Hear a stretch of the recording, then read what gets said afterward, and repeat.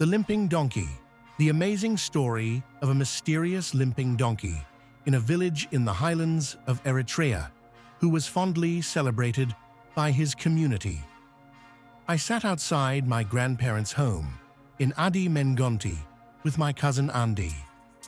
It was a late June afternoon during the rainy season in the highlands of Eritrea. The cattle, sheep, off-duty oxen, donkeys and mules that normally spend their days grazing fresh new green grass in the pastures outside the village had not come back to their stables for the night. It has always amazed me how they walk to their homes with no one guiding or corralling them. They just know when it is time to start slowly stroll up the hill, up the winding trails to make it home, just in time when the sun disappears into the horizon. During those homecoming hours, their sounds could be heard throughout the village. The sheep and calves bleating, the cows lowing, the bulls and steers bellowing, the donkeys braying. Dogs in turn bark throughout the land, either to protect their family turf or just to welcome their friends. It was not quite that time yet. While enjoying the crisp, cool highland breeze with Ande, a curious donkey was grazing not far from us. Now this is not strange. Donkeys, mules and horses that were on duty during the day may not have gone to the green valleys to graze and socialize with their comrades, so they get an early day off and can be seen wandering within the village. Of these, I remember the lucky ones who get barley grain as their reward for all the work they put in throughout the day. They loved it. But also, their minders know that this delicious grain keeps them calm as their loads are taken off their strained backs. It could be a kisha full of flour from the grain mills or a gerber full of water from the village wells. Our donkey looked different, however. Although fit and healthy, he had a limp. But he looked so much in his own zone and relaxed that he would not look up when village men and women trudged past him on their way back from the fields or the market or whatever the day had in store for them. His limp was so significant that most likely he didn't do the strenuous work his brothers the donkeys and his cousins the mules and horses did. In general, when a beast of burden is injured and can't work, they become a liability for their households, as all they do is consume hay and feed without contributing anything in return. So the household has to make a not-so-comfortable decision to let the non-contributing family member go, either by taking them to the market or… Anyway, he was not let go. He looked well taken care of after all, and that is what made it curious. Ande, looking at how curiously I was studying the beast, began to speak. "You see this scarred donkey," he said, pointing at the large scar on the donkey's haunch. "He is quite a legendary donkey." More curious now. "How?" I inquired.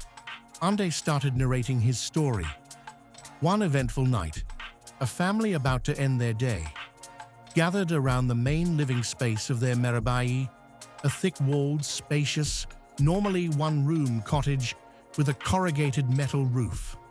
As always, the youngest boy was sent to check if all the animals had made it home and were all accounted for. After a little while, the boy came in running, announcing that their donkey was missing. This is of great significance to any family in the village. A donkey's contribution to the household is not like any other. A lot of people would marvel at the power and elegance of a horse. But a horse needs a good rider or an intricate cart with gadgets to control his awesome strong muscles. Even more, a horse is too high to easily put loads on his back. He can't be readily handled by everyone in the family. A mule would be preferable, but in this part of the world, a mule is very expensive, arguably even more than a horse. Mostly, only the village's who's who families own mules. A mule was preferred by the nobility in the bygone era. In peace times, the chiefs and dignitaries preferred the smooth, trotting ride of a mule over the bouncy gallop of a horse. A mule ride is also better for the aging hips of a graying chica, Kentiba, Mislien, Digiat, or Racy, and any title holder in between. Mules don't give birth, I have heard a miracle or two, but they don't, making them always available in their prime years. So they are valued dearly. There's a saying used to glorify patience by paralleling it to the price of a mule. Akli wagabekli, it goes, patience is as precious as a mule. That tells it, I am sure. But a donkey. A donkey is very laid back almost all of the time. Anyone in the family, from the 7-year-old daughter to the aging grandfather, can handle him with less concern for safety. His short stature makes it easy to put loads on him by even the shortest person in the family. Because of that, he is involved in every aspect of the household's daily hauling needs. A donkey's day would start early in the morning. The young boy would get the gyurba, a pair of watertight bladders that resemble sacks that are connected in the middle and hang on both sides of the donkey. He would place it on the back of the donkey and fasten it securely. The boy would usually ride the donkey down the winding trails to the wells in the valley surrounding the village. The donkey would carry about 10 gallons of water up the hill. It is not unusual to hear intermittent, short, high-pitched, cracking sounds as the donkey negotiates the strenuous rocky climb. He passes gas. He gets his snack of barley in his special bowl, while the water is drained into a bucket, and then onto the family's barrel where the drinking water is kept. He is let off for a little rest before he may be called back for another duty. Say, today mother needs to go to the mill to have a sack or two of grain ground. The burden had to be balanced and tightly fastened around his belly using a metzen, a leather rope strap. Later on, a day at the mill would mean smelling all the aromas of freshly ground barley, wheat, sorghum, millet, or chickpeas for shro. It must be a mouth-watering ordeal for him. Then comes the long walk back to the village and the uphill climb home. Mother has to endure more of the poor beast's babble from his behind. Once home, he gets his little bit of barley during the unloading. That may not be all in store for him for the day. The donkey may be called for duty one more time before dusk to get some hay. The animals do need something to chew on during the evening. The cows, the bulls, and the steers will most likely spend the night cutting while resting. This is when they regurgitate small portions of the vegetation they consume during the day and digest it further by chewing on it. Quite a process. The hay from the last harvest is stored in common fenced areas on the outskirts of the village, in dome-looking stacks called QMI toss. Each household would have a QMI toe or two. Once the donkey is loaded, only his head and legs would be visible under the gigantic round, afro-looking pile of hay on top of him. The sight of his 4 skinny legs under the huge globe of hay seems comical, but it says a lot about his importance. Another climb up the hill, and this time he would know that he is done for the day. What a day it was. Such is the life of a donkey in the village. But it is a very important one for the family. All the animals and their human minders in the household depend on it. Now, an animal family member who is not home in the evening is quite a worrisome ordeal. All the country around the village is prowled about by foxes and hyenas that come out at night. One can often hear their calls at night, so a family has to act quickly. One of the first actions they take is to go around to their immediate neighbors and ask if they have an extra donkey in their stables. Sometimes animals stricken with love can venture to where their object of infatuation spends her night. They generally create some commotion in the stranger's stables. The commotion they create gives away their presence, and her minders kick out the rowdy young macho inharmoniously. Then he knows best to hasten home and be in the safety of his stable. I have seen Reda and Beri, my grandparents' donkey and ox respectively, headbutting or kicking the gate door if they find it closed. The family could not find the donkey in any of the neighboring stables they suspected. This calls for an escalation of the situation. What that entails is to call all the young men in their immediate neighborhood to join in a search for the stupid animal. The men curse at the beast for ruining their evening. Many of them would have been looking forward to getting a very good night's sleep after a long day that had started at dawn. Village folks go to sleep an hour after the rooster goes to sleep. I am exaggerating a little bit, but they do. Now villagers realize finding the donkey is very important for two reasons. Firstly, a neighbor's lost beast of burden would mean a tougher life ahead for all of them, because the communal way of living dictates the neighbors will have to share their resources, in this case, their donkeys. That would put a strain on everyone's life. And secondly, they have to show the predators in the area that it is the humans' turf and that they are not welcome. If the predators start preying on any family's donkey, then soon theirs would not be that safe either. So they went out with determination. The early tired grumbles quickly turned into a purposefulness of utmost resolve. Let's go get our donkey back. Those who have flashlights brought them out. Those that didn't have them wished there was enough moonlight, or it was a starlit night sky out there. They brought out their best axes and strongest shafo sticks that were slightly curved with a knuckle at the bottom. They hastened down the hill to the valleys where the pastures lay. They made noises to scare predators away and to get the cursed animal's attention in hopes of getting him to run toward them. They roamed the country around the village the whole night, calling out in hopes that the donkey could hear them. Donkeys do recognize their names. It was a very tiring ordeal, and all of the men were exhausted. On the horizon, the light of dawn could be seen, trying to push through the darkness. The land couldn't show its beautiful colors yet. It was all dark grayish this time of the day.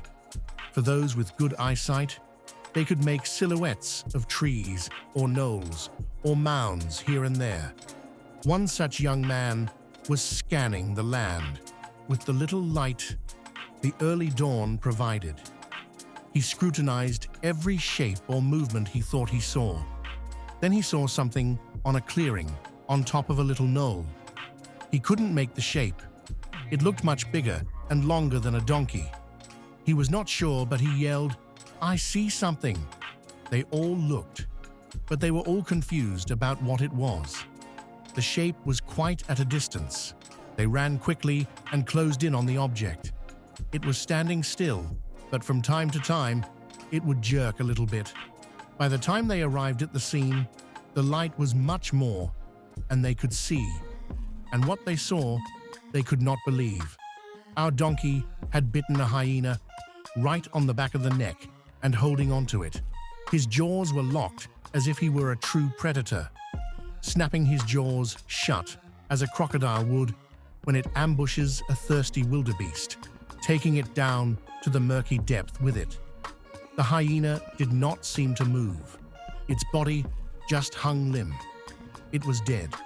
The men could make out the blood-soaked side of the donkey. There was a big gaping wound on the donkey's haunch. They could only imagine what must have happened. Ande tells me what most likely happened. The donkey was grazing, and maybe he found some nice juicy patch of grass in that season's rainy blessings. He loses his herd or completely loses track of time. He would still have made it home, even in the dark.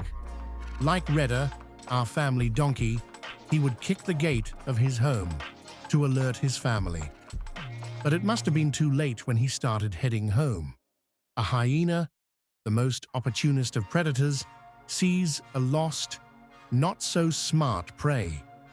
Unlike the big cats that go for the neck, the hyena only looks for an opening to attack, the prey's rear side or the soft underbelly.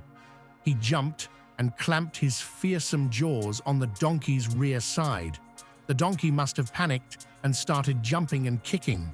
He would turn his neck as far as he could towards the excruciating pain he was experiencing. In panic, he would try to bite at whatever had gotten hold of him. A hyena's bite, one of the strongest, is known to crash a giraffe bone to get the marrow. So, the donkey's frantic kicks and twisting would have only forced its flesh to tear off, rather than causing the hyena to lose its grip. But at that instance, with all the adrenaline in his veins, he must have turned to bite the hyena in pure reflex. He landed his bite perfectly on the hyena's neck. It was the hyena's turn to panic and desperately try to free himself. That dreadful stench of a hyena next to its nostrils must have sent the donkey berserk. He bit even harder, severing the hyena's spine. The hyena's body goes limp. Dead or still breathing matters no more. By the time the men got there, the hyena was already dead, but still hanging from the mouth of the donkey. It must have happened several hours before, as they could see some of the blood had started to dry despite the still bleeding open wound. An even more amazing thing happened. The men approached the donkey and tried to help the donkey let go of the dead monster. But he would not. That made him panic even more.